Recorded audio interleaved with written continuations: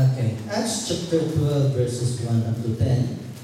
Now about that time, Herod the king stretched out his hand to harass some from the church. Then he killed James, the brother of John, with a sword. And because he saw that it pleased the Jews, he proceeded farther to seize Peter also. Now it was during the days of unleavened bread. So when he had arrested him, he put him in prison and delivered him to 4 squads of soldiers to keep him, intending to bring him before the people after Passover. Peter was therefore kept in prison, but constant prayer was offered to God for him by the church. And when Herod was about to bring him out, that night Peter was sleeping, bound with 2 chains between 2 soldiers, and the guards before the door were keeping the prison. Now behold, an angel of the Lord stood by him, and a light shone in the prison, and struck Peter on the side, and raised him up, saying, Arise quickly, and his chains fell off his hands. Then the angel said to him, Gird yourself and tie on your sandals. And so he did. And he said to him, Put on your garment and follow me. So he went out and followed him, and did not know that what was done by the angel was real, but thought he was seeing a vision. When they were past the first and the second guard post, they came to the iron gate that leads to the city, which opened to them of its own accord, and they went out and went down one street, and immediately the angel departed from him. The word of the Lord.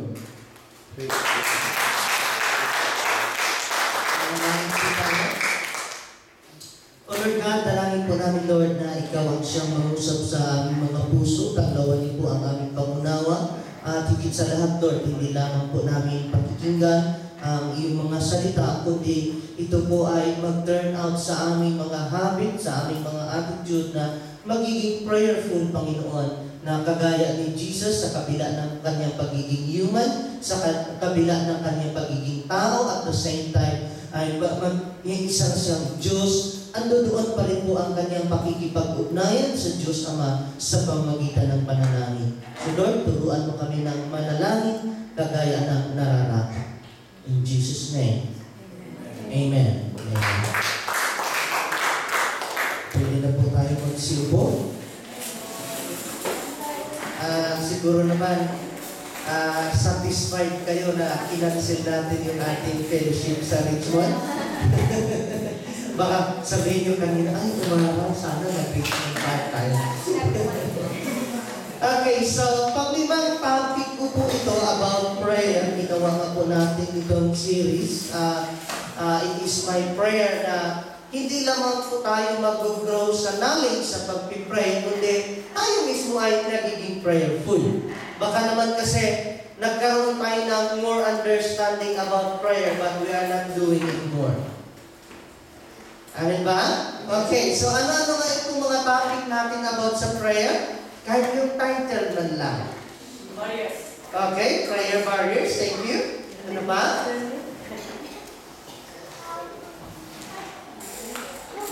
Wala na?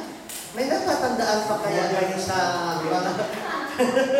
Ni title nga, hindi matandaan? Model prayer. Okay, model prayer or what should be praying for. Ano pa?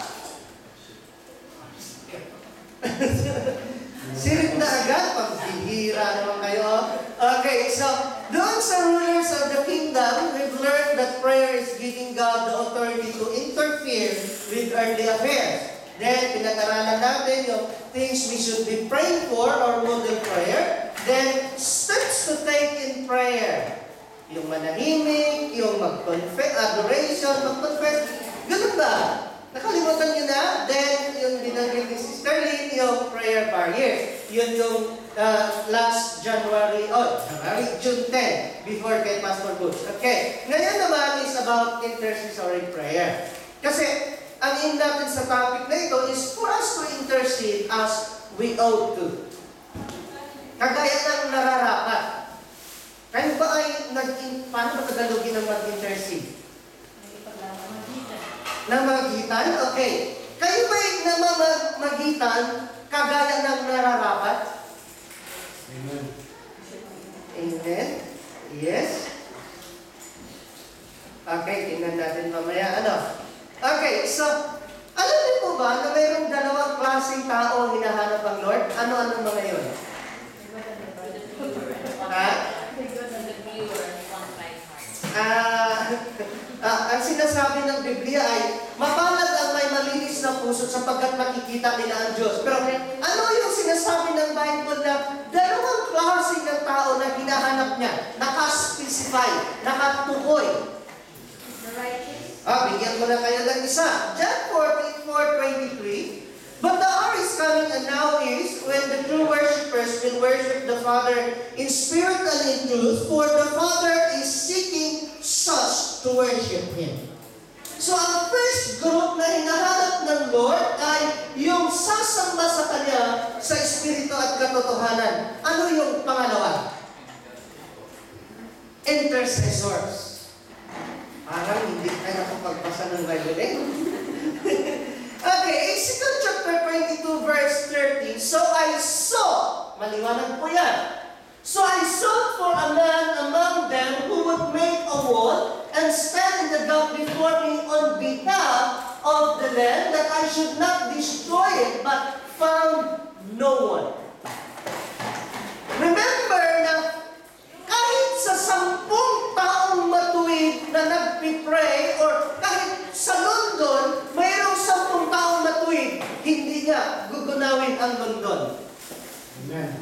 Amen ba? But the question is, are we standing in the gap? Namamagitan ba tayo? Nagpipray ba tayo?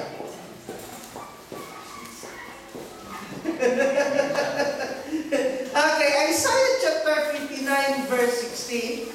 He saw that there was no man and wondered that there was no intercessor. Therefore, his own arm brought salvation for him, and his own righteousness, it sustained him. So nagtataka na si Lord, bakit walang intercessor? Kaya naghahanap siya. Naging topic ko na ito nung tayo'y nasa Rohampton pa, na i-share ko na ata din minsan dyan, at isi-share ko ulit. Bakit? Alam niyo na siguro kung bakit ko i-share ulit. Okay, so, titignan po natin ang context ng ating binasa. Ano ba ibig sabihin ng context ulit? By the way, ang topic natin ay intercessory prayer.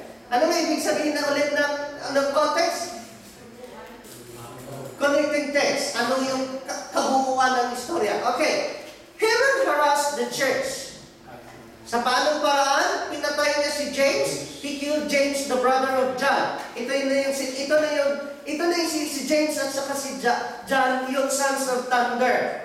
Na sila yung nanay nila ang nag-pray na kay Jesus na kapag naghari ka na, yung anak ko ang papaupuin mo sa kanan mo at sa kaliwa. Nasusundan niyo po ba ako? Pinanindigan ni James at saka ni John na tinanong kasi sila ni Jesus na, kaya niyo bang magdumaan sa aking paghihirap? Sabi nila, kaya namin. Ito nga, nagpakamatay na si James for the sake of his relationship with Jesus. Okay? At nangyari pa, he also seized Peter and put him to prison. Nasusundan niyo po ba ang istorya? Ano ang gagawin kay Peter? Papatayin na. Ha? Papatayin din. Okay? While Peter was in prison, constant prayer was offered to God for him by the church. Sino daw ang nagpipray? Church. Okay. Gusto ko pong diinan muna dyan yung salitang constant. So, ito ang sitwasyon. Pinatay na si James, inulong si Peter para patayin kasunod ni James. So, sa takot at sa concern ng church, constant prayer was offered to God. Ano ang pagkaintindi nyo sa salitang constant? Ha? Parati, okay? Make sense? Ano pa? Consistent. Very good. Ano pa? Matibay, okay? Ano na? Continuous. Continuous, very good. Okay. Always, okay, very good. Ang constant ay continually occurring or persistent. So, noong si Peter daw ay nasa kulungan, ang church ay continually na nagpipray at saka persistent.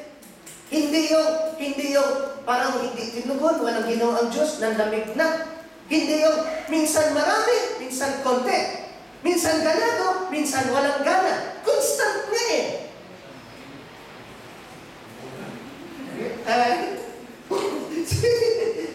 Ano lang, part ng introduction lang. Mamatindi. Minsan mainit daw, minsan malamig. Ang hirap ata noon, kahit na asawa mo o boyfriend mo or sino pa man, minsan ang init ng pagmamahal, pero minsan man damang-dama mo ang lamig ng pagmamahal, ang tabang ng pagmamahal. Hindi maganda yun. Nasusundan niyo po ba ako? Okay, so isa pang ibig sabihin ng constant ay regularly recurring. So, continually na, regular pa. So, hindi yung mainit, hindi yung malamig, hindi yung ganado, minsan naman matamlay. Okay, maliban pa noon, ang changing in nature, value, or extent. Magandang example nito. Ang value ng pounds sa peso, maaaring magkano ngayon? 67? 68? 66? 66.20. Hallelujah. Palibhasa kasi, hindi constant yung value ng pounds. Kaya bumababa. How we wish na babalik sa dati na umabot ng 100. Unfortunately, that's the truth. Ang value ng pounds tumataas, bumababa. Bakit? Kasi hindi constant. So, ang constant, unchanging in nature, value, or extent. Ang panalangin ba natin? Unchanging in nature, value, or extent?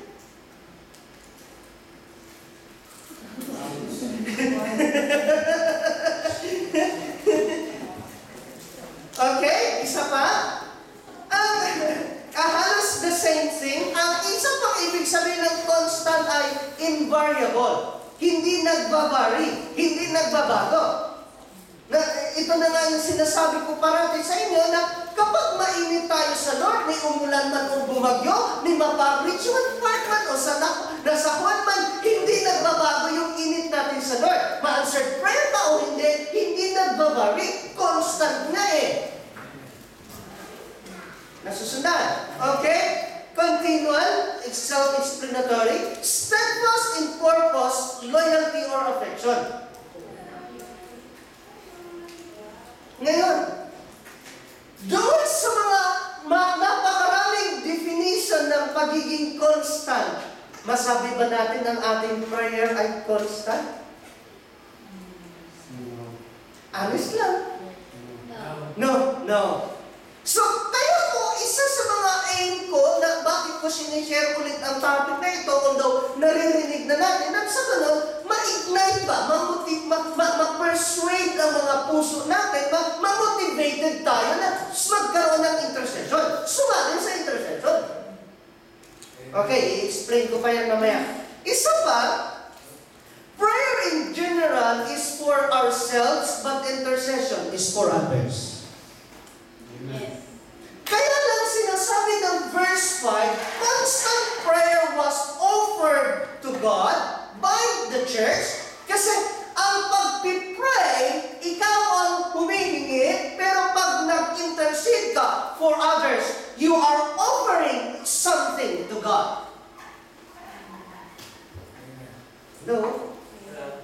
Nasusundan niyo po ba? So sa pag-intercede, although humihingi ka para sa iba, it is something that you're offering to God. Gaano ka kadalas mag-offer o gaano ka kadalas manghingi? Alin ang madalas ang paghingi? Ang pag-offer, gaano kadalas? 10%. Okay? So, ang main distinction lang kasi ng prayer, although ang intercession is is a form of prayer. Ganito, in prayer, we ask, but in intercession, we give or offer. Yes, ito pa. Okay, so yun yung una, context. Pangalawa, misconceptions of intercession. Ito yung mga misunderstanding, mga maling pangunawa natin sa intercession. Una, most people think that intercession is for the elite. Ano ba ibig sabihin ng elite? Special group. Example. Sabi naman ng marami kong kakilala, lalo ng mga classmate ko, sabi nila, please pray for me because you are much closer to the Lord. Tama? Mali? Mali. Mali. Why? Lahat tayo malapit sa Panginoon. Yes!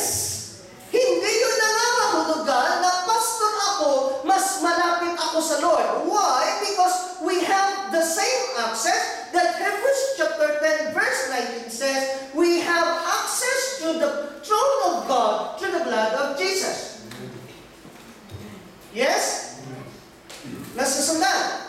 Pero ang ating pagkaintindi, pag-pray, paubaya mo na sa pastor yan. Paubaya mo na sa mga workers yan. Paubaya mo na sa mga trustees yan. Para ang mga members ay excluded or exempted sa pag-intercede. Dito nga sa ating binasa, constant prayer was offered to God by the church.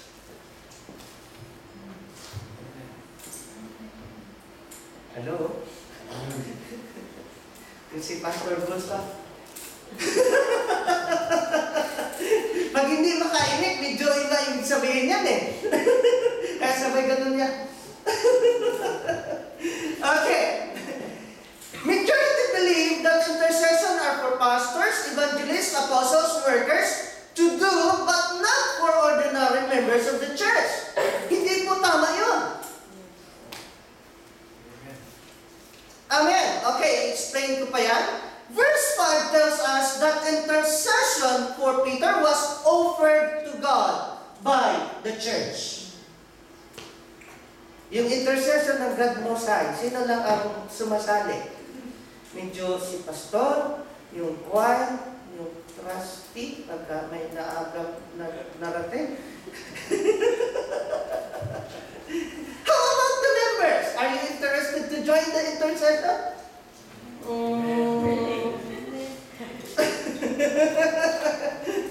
Kaya nga, motivation ito, nang sa ganun mag-join tayo sa intercession. Okay, have you been a part in offering intercession? Amen.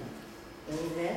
Sabi siya, hirap na kami umabot sa praise and worship, Pastor. Yung intercession pa kaya. Okay. Intercession was offered to God. Isa pang diinan ko dito. Kasi, 1 Timothy chapter 2 verse 5, for there is one God and one mediator between God and men, the man Christ Jesus. Okay, sorry na lang, walang personalan, pero sabi kasi na, kahit banggitin ko, alam niyo naman kung alin ang tinutukoy ko, ang belief kasi ng Catholic Church, pwede silang mag-pray doon sa mga santo para mag-intercede daw. Tama, mali? Mali. Maliwanag po dito. There is only one mediator between God and men, the man Christ Jesus. So, pwede ka mag-pray kung kanina? No.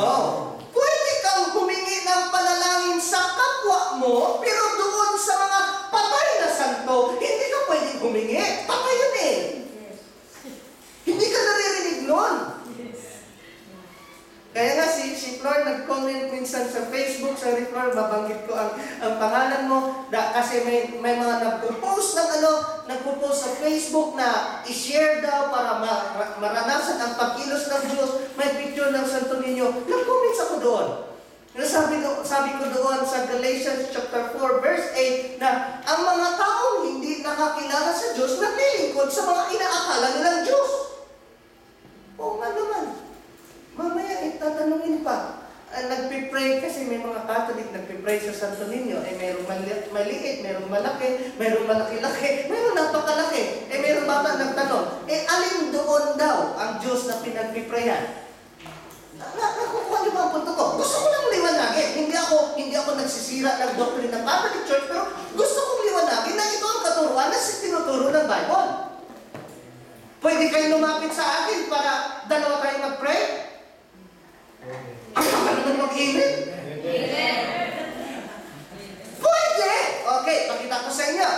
Kasi nga ito yung isa pang misconception. Some people pray through dead saints as they believe those saints intercede for them.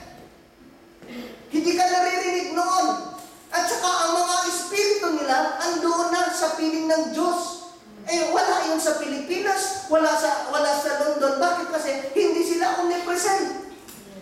Ang gagawin natin dapat, Matthew chapter 18, verse 19, again I say to you that if two of you agree on earth concerning anything that they ask, it will be done for them by my Father in heaven. Why?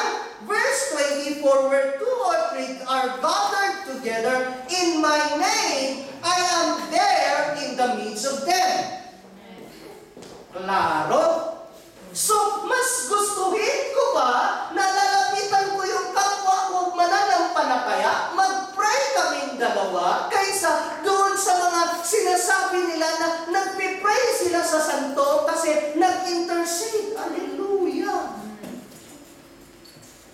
Klaro ba? Amen. Klaro? Okay. Isa pang misconceptions ng intercession ay self-righteous intercession. Dalawa ito, balanse ito.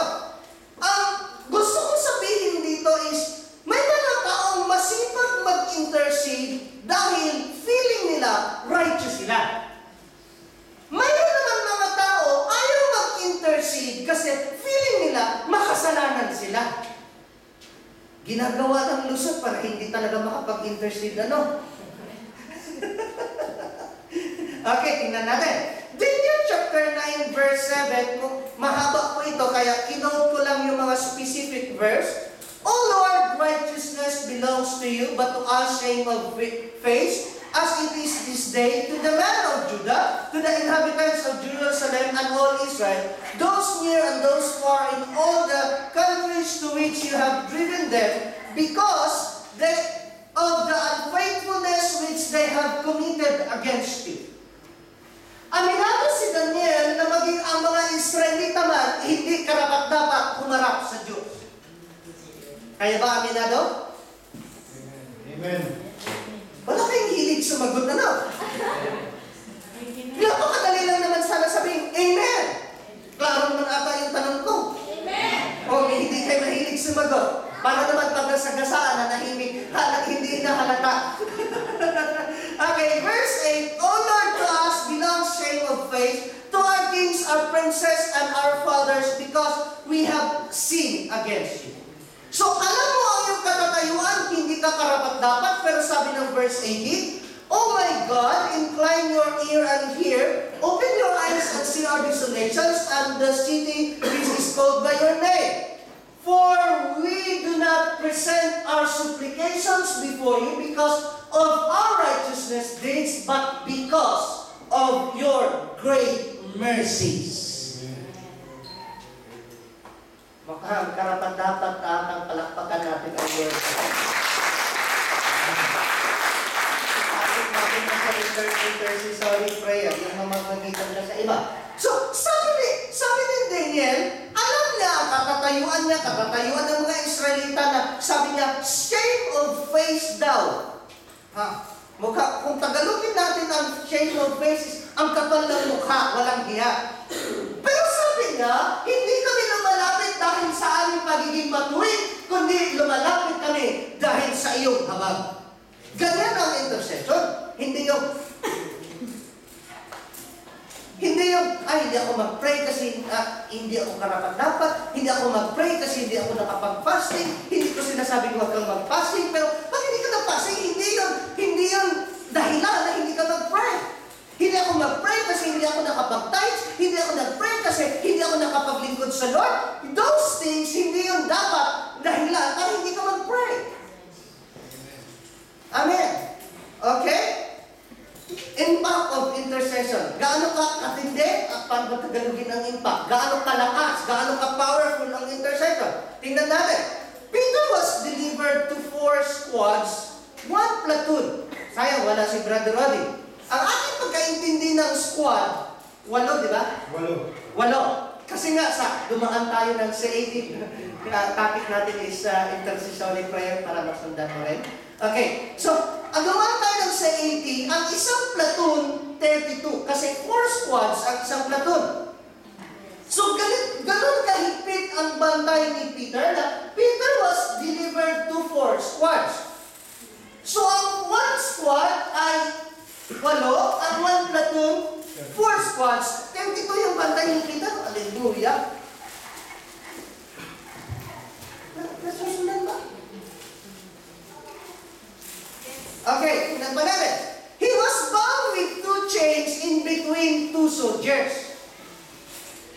32 ka-soldiers yung nagbantay sa kanya, may talikala pa ang bawat kamay niya.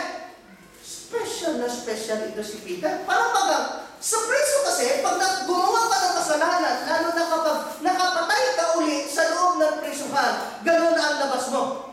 Maximum security. Yung ibang preso, once na-lock na yung silda, ayan, pakawalan na. Pero nasa Bartolina pa, may talikala ka pa dito, matindi na kasalanan mo. Ganyan ang dating po kapag nangangaral ka ng salita ng Diyos, galit na galit ang demonyo sa iyo. Kaya mag-isip-isip na kayo, kung hindi galit ang demonyo sa iyo, maaaring kakumpikain yung demonyo. Ganun lang yun.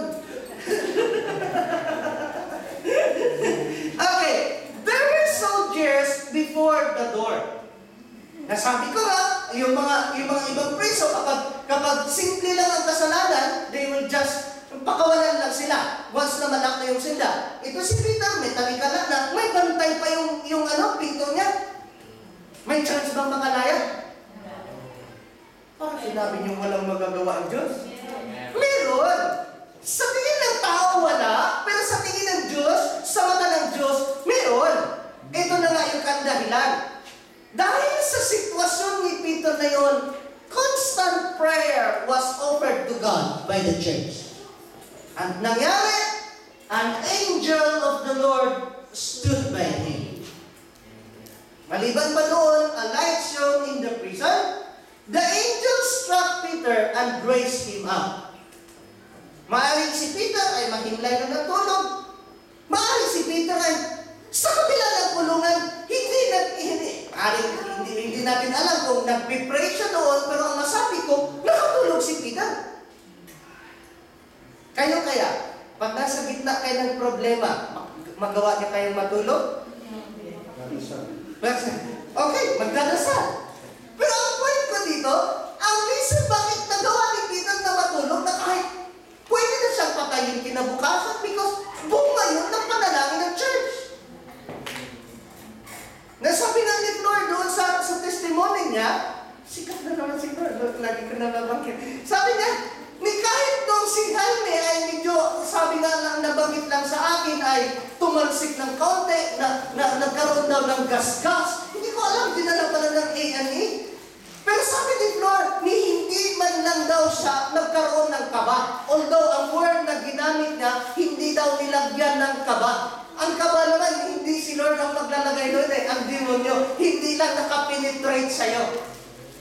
Nasisundan. So, nagawa ni Peter na matulog, kaya kailangan siyang tapikin para magising. Sa kabila ng sitwasyon ni Peter, ang sarap ng tulog niya, nagawa niyang matulog kasi bunga nga ng panalangin ng church. Okay, maliban pa doon, he told Peter to arise quickly. Okay? His chains fell off his hands. Wala kang makita dyan na sinususiyan ng anghel yung pusas niya, yung kadena niya. Ang sabi lang dyan, kusa na lang nalaglag yung kadena sa kamay niya. Bakit? Kasi ganyan ka-powerful ang intercession. Amen. Okay? Hindi lang yon. Peter went out and followed the angel. Bakit sinabi ng Bible na sumunod lang si Peter at sinundan niya ang angel? Bakit? Ha? Yes! Peter thought he was dreaming. Kung may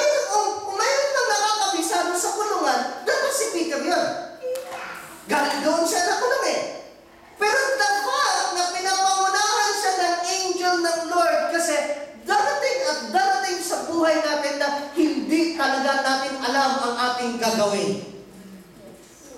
Amin ba?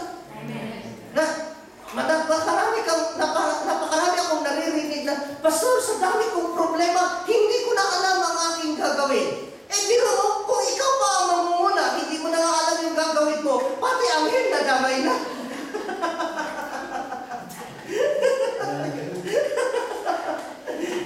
Joke ko lang yun.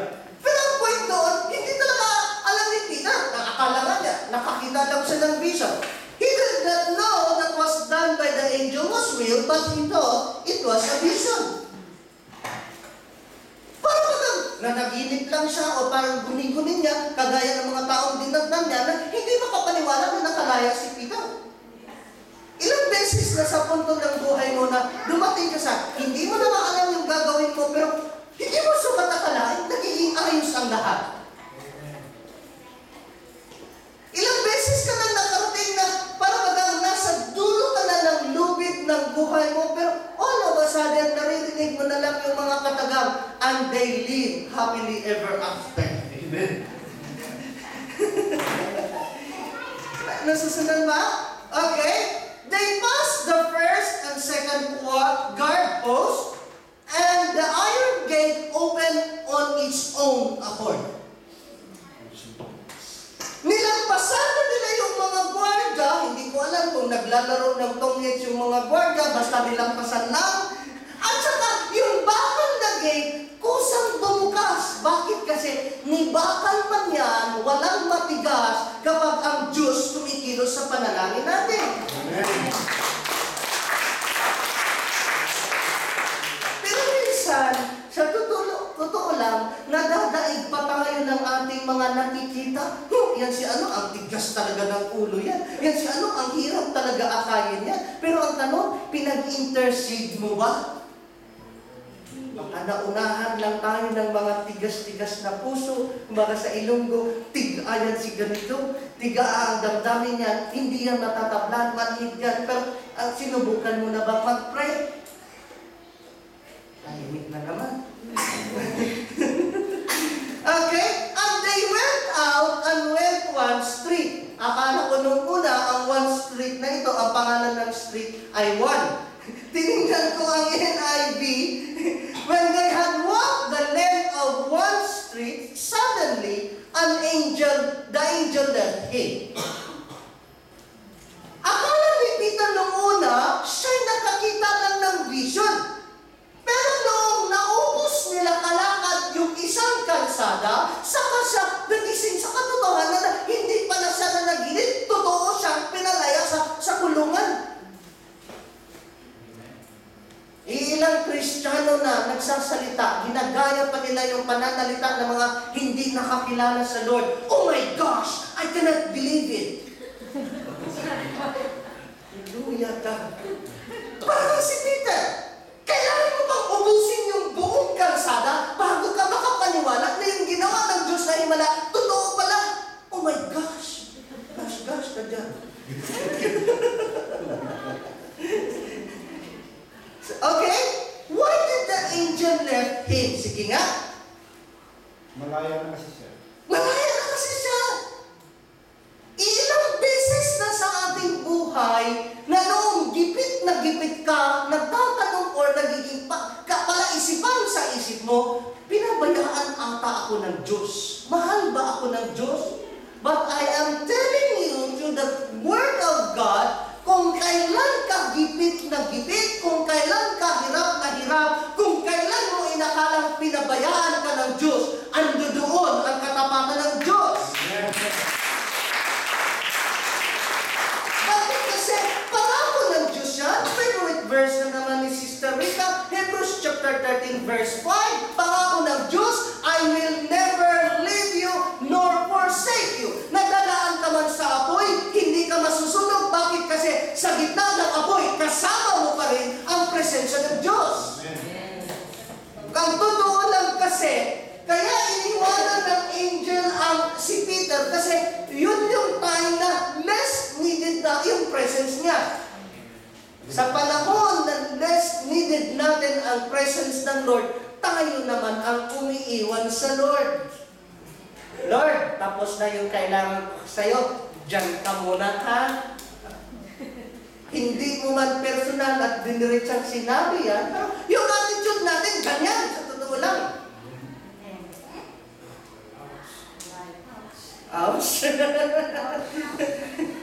Kaya na, kung titingnan natin, suriin natin yung attitude natin sa pag-pray, intense yung ating prayer kapag kailangan natin si Lord. Pero kapag answered prayer ka na lagi, relax ka na sa panalangin. Nasiyala kasi palibhasa bata, hindi pa niya naintindihan yung mag-pray. Sabi lang, nag-pray siya, nakahiga. May mga kasamahan ako sa bahay. Sabi niya, tayo ka, upo na maayos. Nag-pray ka naman, nakahiga o nakahilirang ganyan. Hallelujah, hindi ka intense niyan. Nasusundan ba? Kung kailangan ka pa, lumuhod. Eh kami, pag nag-intercession kami sa Pilipinas, nakatuwad. Hindi mo nang bastusan na nakakuha. Talagang nakayak pa kami dyan sa sahig. Ganyan naman ang biblical gesture ng mag-pray. Nagiging Pentecostal lang kasi tayo. Inadapt natin ang Pentecost or ang pagbaba ng Holy Spirit na hindi naging uso masyado ang pagluhod at paghalik sa lupa pag nag-pray kasi wala na tayo doon sa mga literal building ng mga sinaunang panahon. Nangyari sa Pentecostal churches kung saan-saan ginaganap ang fellowship, ang prayer meeting. So, hindi na biblical yung pagpagyuko. Pero ganyan ang biblical gesture. Nasusunod? Amen. Okay. It is on this particular time in life that we think God left us. Pero gusto kong sabihin sa inyo, mali ka. Amen? Peter went to the house of Mary where many were praying. Bakit ulit? Ha? Okay. Ang tanong ko, ang pinag-pray ng church, constant prayer was offered by the church to God. At kanino pinadala si Peter? Doon sa nag-pray. Maliwanag din yan. Kung hindi ka nag-pray, bakit naman ipapadala ng Lord yung mga answered prayer doon sa ibang tao hindi nag-pray? Amen. Okay, pakita ko sa inyo.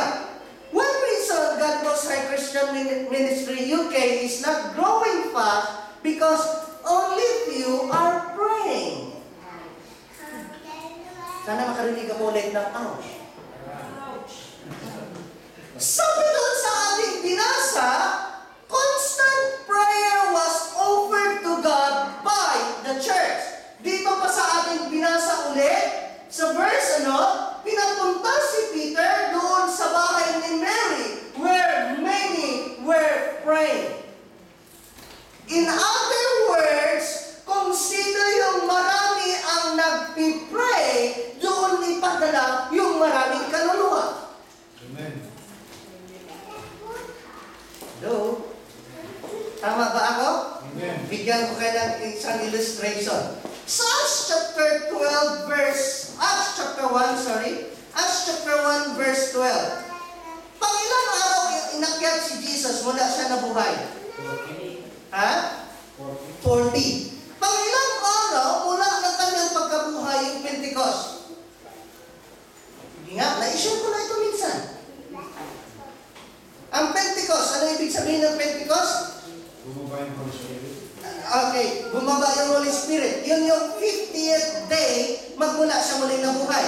So 50 minus 40, tingnan natin anong ginawa nila for 10 days. Acts chapter 1 verse 12. Then they returned to Jerusalem from the hill called the Mount of Olives, a Sabbath day's walk from the city. When they arrived, they went upstairs to the room where they were staying. Those present were Peter, John, James, and Andrew, Philip, and Thomas, Bartholomew, and Matthew, James, son of Alphaeus, and Simon, the son of Zealot, and Judas, son of James. They all joined together constantly in prayer, along with the women and Mary, the mother of Jesus, and with his brothers.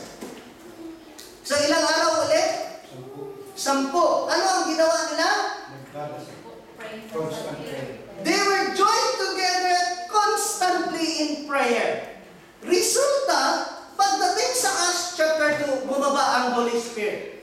Nag-preach si Peter isang araw lang, sabi ng Acts chapter 2 verse 40, with many other words, he warned them and he pleaded with them, save yourselves from this corrupt generation. Those who accepted his message were baptized, and about 3,000 were added to their number that day. Hallelujah! 10 days silang nagpipray. Ang bunga noon, 3,000 na convert in one day. Tayo, magti 10 years na, baka 10 persons pa yung may dagdag.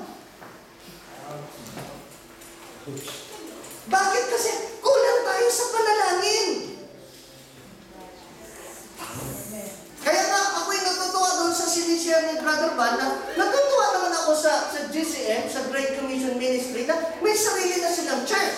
Pero sabi ni Brother Van, grabe daw mag-pray ang mga tao doon. Pinagpapasting nila yung church building na yun hanggang sa napunta na nga sa kanila. Ang God knows right. Nagpapasting ba para sa church building natin?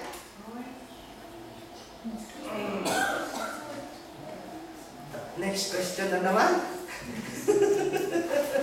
Okay. Isa pa, we are not making intercession as business. Tandaan natin, ito yung mga reasons kung bakit ang God Mosaic Christian Ministry UK ay hindi nag-grow as fast as we should. Bakit? Kasi we are not praying. Kunti lang ang nagpipray. Maliban doon, karamihan, we are not making intercession as business.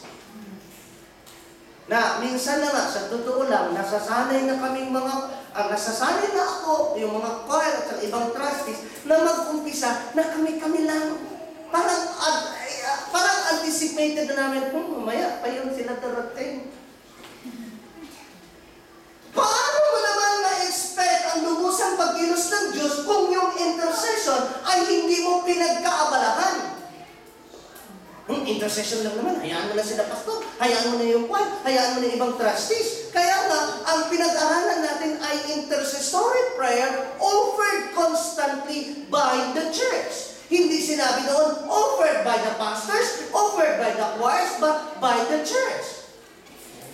Meron ba dito willing mag-join sa intercession? Anong oras, pastor? 10 o'clock. Sa inyo na lang. Hallelujah. Hindi ko na ini-expect na every Sunday makaabot kayo ng 10 o'clock na intercession, pero at least man lang makarating ka once or twice a month. Nang sa ganun, marami-rami naman yung mag-pray. Naging born again ka na, nakakilala ka na sa Lord, o higit ka na 10 taon, o 20 years ka na nakakilala sa Lord, hanggang ngayon, hindi ka pa involved sa intercession, may problema ka. Hello?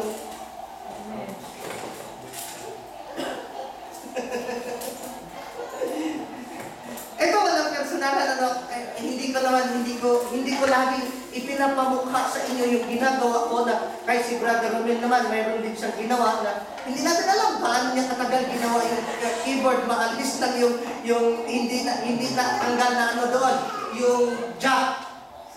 Kwento lang dito, maging ang mga music ministry, hindi natin alam kung gaano sila katagal mag-practice or gaano kaiksi yung kanilang practice. Pero ang gusto ko sabihin, ang paglilingkod ng isang pastor ay hindi lang pagtayo ko dito.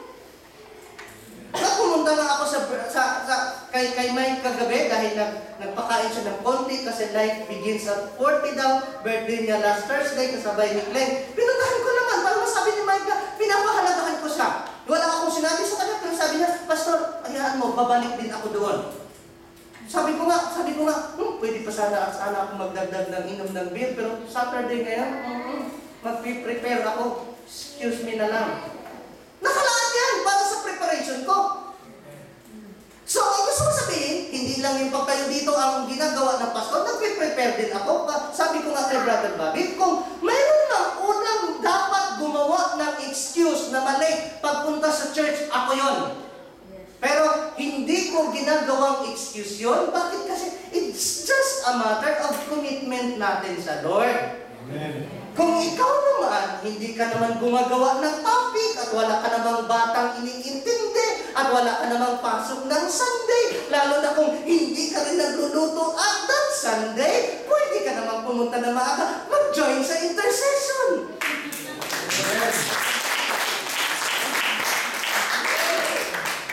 Amen? Kaysa naman, hanggang nakailang taon na tayo, parang nagiging kasanayan. Attitude na kasi ang nagiging problem eh. Hindi yung circumstances. Amen ba? Meron ng quote si Sister Ika doon sa Facebook na ang problema daw, hindi yun ang nagsisira ng buhay natin, kundi yung attitude natin sa problema.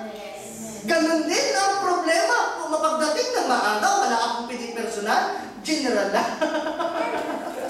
Ang pagdating ng maaga, wala sa circumstances yun, kundi nasa attitude yun.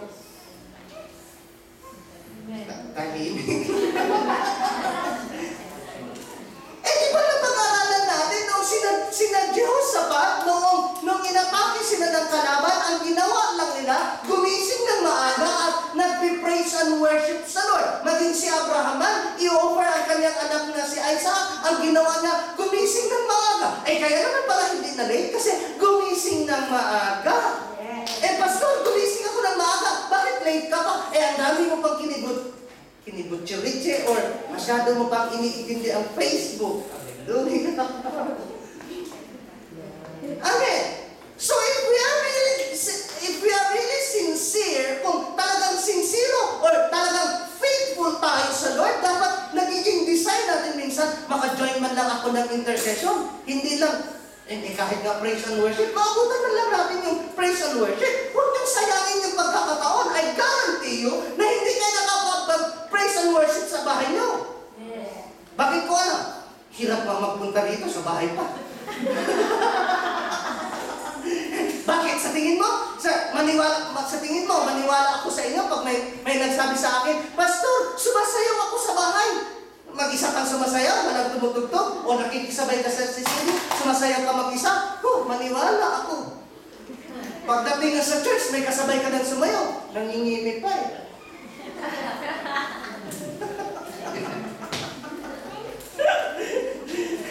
Okay, let's check back to verse 36. There was also a prophetess, Anna, the daughter of Phanuel, of the tribe of Asher. She was very old. She had lived with her husband 7 years after their marriage. And then was a widow until she was 84. She never left the temple but worshipped night and day, fasting and praying.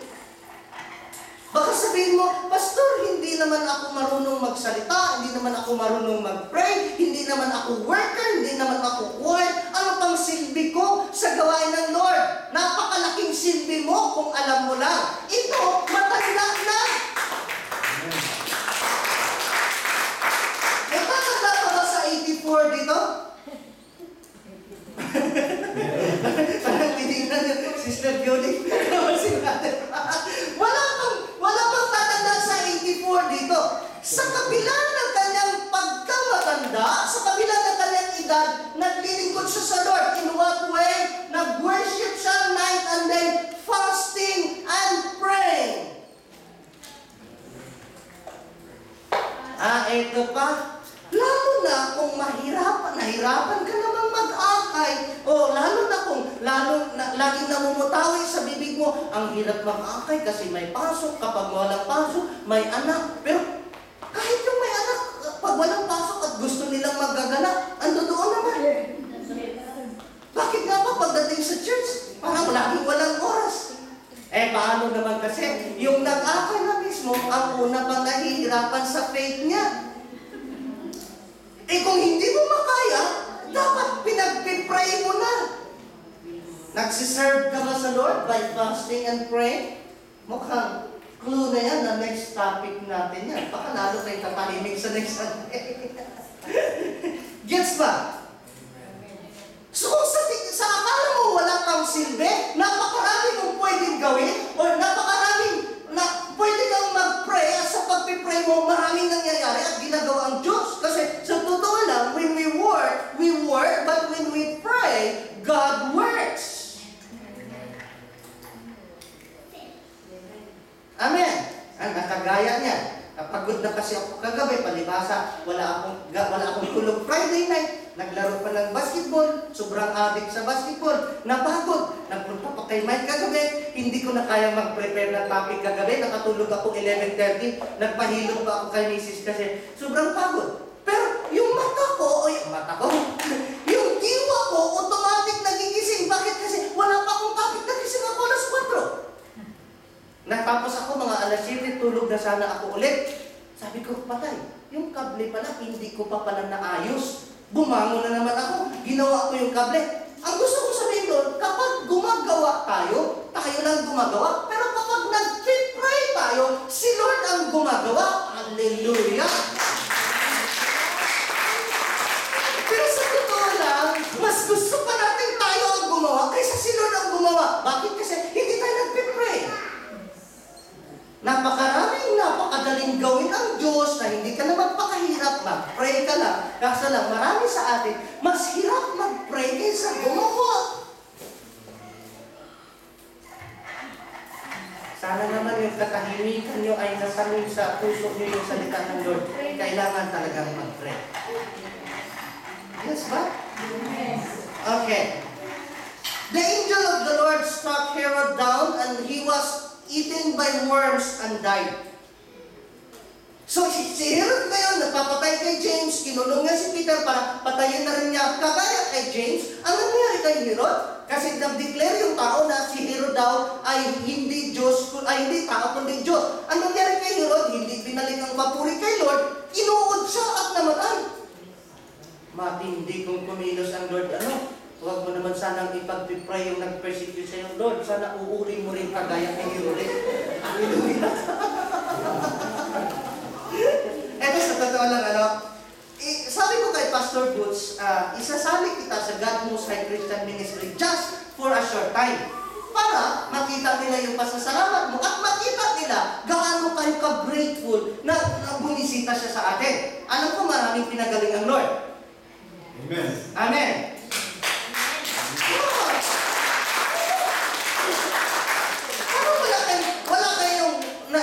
Wala kayong pananampalataya o hindi nyo naranasan ang pagpapagaling ng Lord? Isa lang ang malakas ng amen.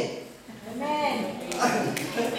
Okay, so, sabi ko naman, kasi nag-comment naman siya o sa status niya, sabi niya, thanks to Pastor Ed of God Most High Ministries London who changed the course of my life and to the congregation na nag-share naman kayo ng blessing sa kanya. Yun ang purpose ko na isinama ko siya sa group ng Facebook.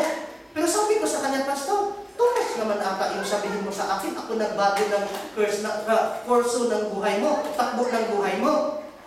Exaggerated masyado, hindi ko kailangan yon. Sabi ko ng Biblia, ang ginawa ng kanang kamay, huwag mong ipaalam sa kaliwang kamay. Pastor, bakit mo binanggit na ikaw na masahe? Hindi ako na masahe, times ko yun. Kung alam nyo lang, gaano ako kagipit ngayon. Times ko yun, na hindi ko ipinagmalaki na akin yun. At saka sabi ko nga sa inyo, hindi ko sukat akalain na yung buong pamasahe niya, sasagutin ko. Hindi ko nga siya masyado kilala Sa Facebook lang kami nagkakilala, sa YouTube lang kami nagkakilala. Who is Pastor Boots? Pero sabi ko sa kanya, ito lang masabi ko sa iyo, I am just obedient sa leading ng Lord para gawin ang bagay na ginawa sa iyo. Sabi lang kasi niya, maaaring yung pamasahe daw na sinishare ko sa kanya, maliit sa akin, hindi ko na masabi sa kanya, wala kang idea magkano ang utang ko. Maaaring maliit daw sa akin, pero the fact na binigyan ko siya or sinagot ko yung pamasahin niya, talagang nagbago yung takbo ng buhay niya kasi hindi naman sa pagtaas ng sarili ko, na-minister ko rin siya nung time na medyo pinanghinaan siya. Lagi nga kaming nagchat-chat, medyo confident din siya mag-share sa akin kung ano struggle niya. Na-minister ko siya. Lalo na, noong time na hindi niya akalain makarating ng London, may libre pamasahin na. Pinaubaya ko na nga sana yung pamasahin niya from Cebu to Manila, na libre pa rin siya. Pero, yun bang ando doon na halos sa dulo ng lubid siya. Sabi nga niya, minsan nga pas kasi tawag namin, pas, gusto ko nang bumitaw sa paglilingkod, gusto ko na lang, ordinary member na lang. Dumating siya sa point ng gano'n. Pero, hindi niya sukat akalain, gano'n pala kabuti kung kumilos ng Diyos. Amen. Saan ka mag-ano na?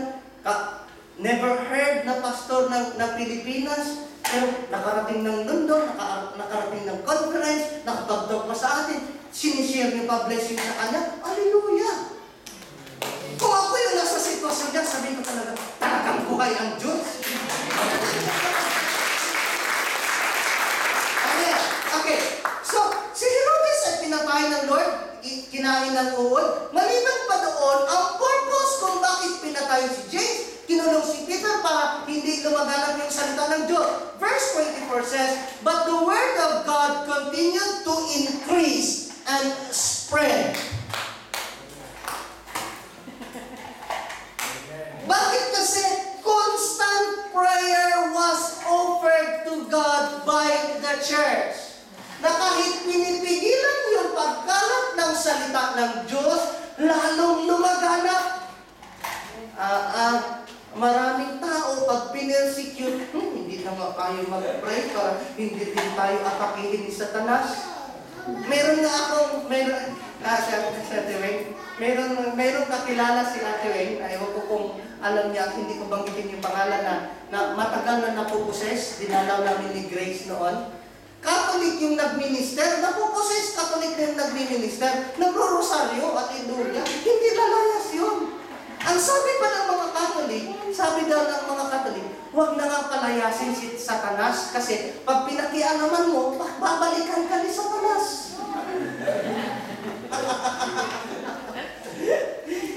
Mali yun!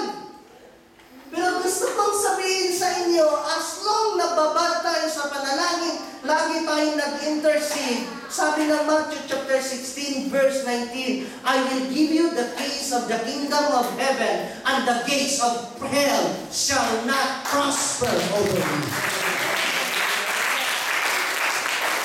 Amen. Okay. Major concerns of intercession, una, propagation of the gospel. Gaano mo kadalas ipag-pray na lumaganap yung pagpapahayag ng salita ng Lord? Lagi? Thank you. Paano yung ibang hindi sumagot ng lagi? Minsan or hindi ko pa nasubukan? Hindi. At least totoo. Ito yung mga major concerns ng intercession. Propagate yung gospel. Na minsan mayroong nag-ano sa akin, mayroong preacher sa lady, sabi niya, "Pastor, dina-download ko yung talk mo sa YouTube, pwede ko bang i-share?" Sabi ko, "Why not?" Yan ang purpose kung bakit pinopost ko sa YouTube para mapakinggan ng iba. Sa idinami-dami ng pinopost mo, naisali mo bang i-post yung Word of God o preaching yung Word of God? Amen. Isa lang ata tao dito. Siya lang ang nagpo-post. Siya lang ang nagpo-post. Bakit hindi mo ma-post? Nahiya ka?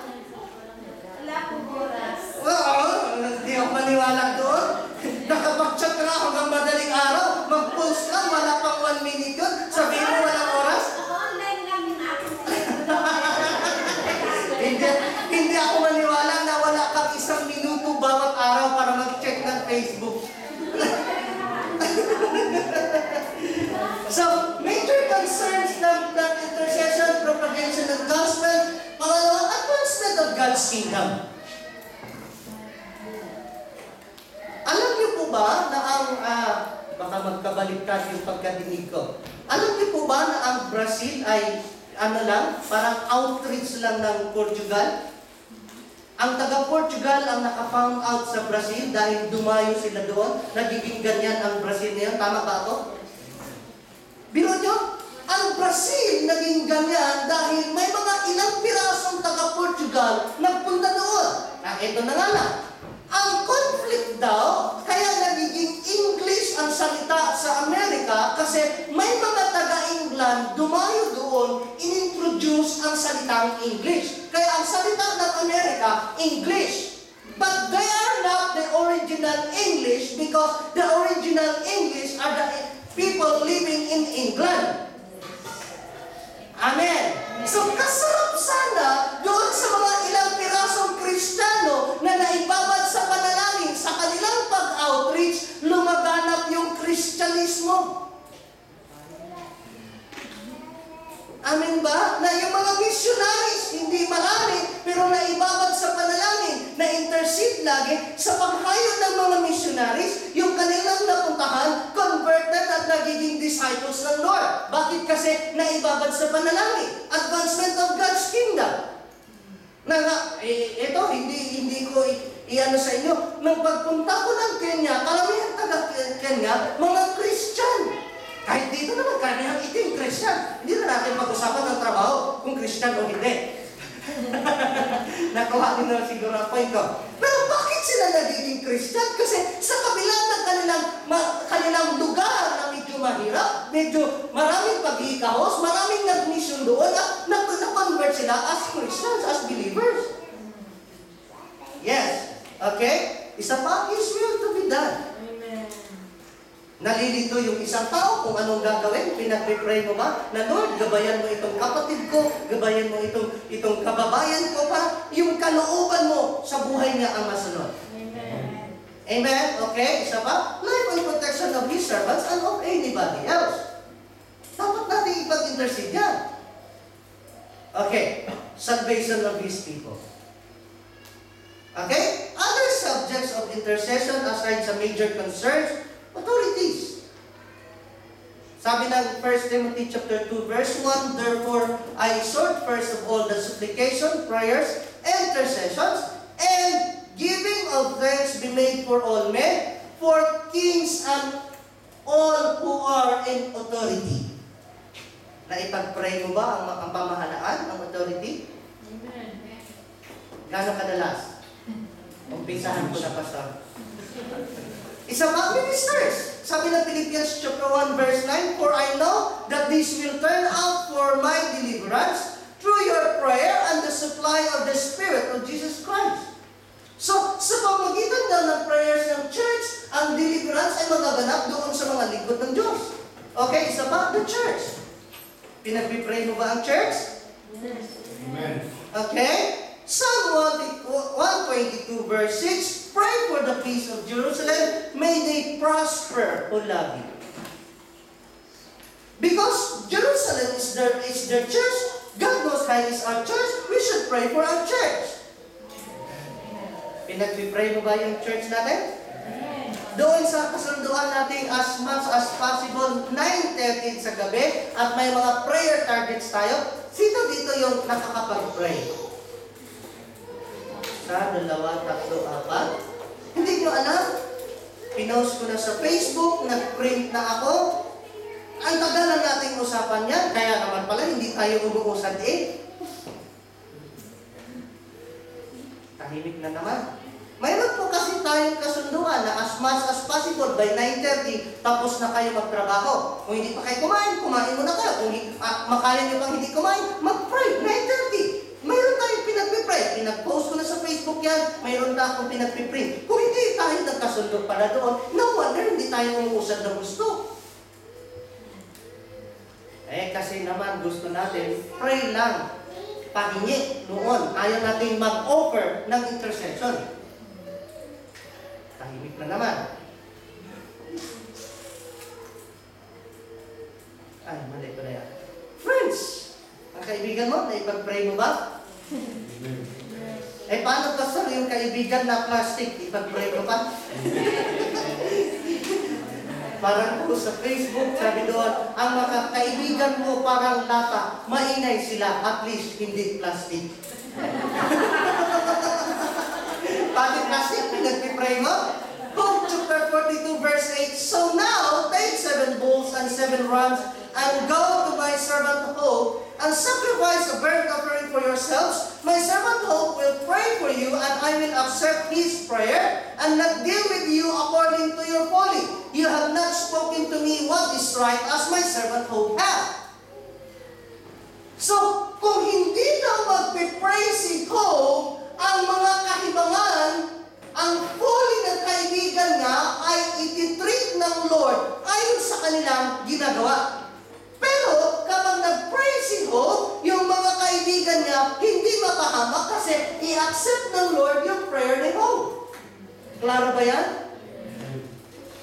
Gaano mo kadalas ipag-pray yung kaibigan mo? Baka kaibigan mo lang sa panahon na may gimmick kayo sa FM or... Kaibigan mo lang kapag may inuman, pero kapag sa church, eto, sorry na lang. may kapatid si Abby na kasama ko sa fraternity, Tau Gamma. Hindi ko naman itinatago sa inyo na may fraternity ako. Ginagamit ko nga yung fraternity ko na at least, nung malaman ng kapatid niya na Tau Gamma ako, medyo, maging ugnayan ko na yun sa kanya. Medyo nagkasama na kami sa basketball twice, pero yung pag-i-invite ko sa kanya sa church, hindi pa nangyayari. Patuloy kong ini-invite at pinagpipray yun. Huwag kang mag-alala. Kung hindi mo nakuha sa pagkulay ng buhok niya para umattend ng church, pinagpipray ko yun. Nakukuha niya ang punto ko. So dapat natin ipagpipray ang ating mga friends. Maliban pa sa friends, countrymen. Pinagpipray mo ba mga tao sa Pilipinas? Pwera lang doon sa mga pinadalhan mo, hindi alam kung saan napunta. Okay. Romans chapter 10, verse 1, Brothers, my heart's desire and prayer to God for the Israelites is that they may be saved. Naipag-pray mo ba yan sa mga Pilipino? Hindi. Ha? Okay, maliban pa doon, yung mga may sakit. James 5:14, is any one of you sick? He should call the elders of the church to pray over him and anoint him with the oil in the name of the Lord. Okay? Enemies. Lalo hindi. At least nagiging totoo ka. Jeremiah 29 verse 7, also seek the peace and prosperity of the city to which I have carried you into exile. Pray to the Lord for it, because if it prosper, you too will prosper. Ito na nga yung reason, Brother Val, na hindi nag-aral si Jonah sa Nineveh kasi ang Nineveh ay naging kalaban nila. Paano mo nga naman ipag-pray yung kalaban mo?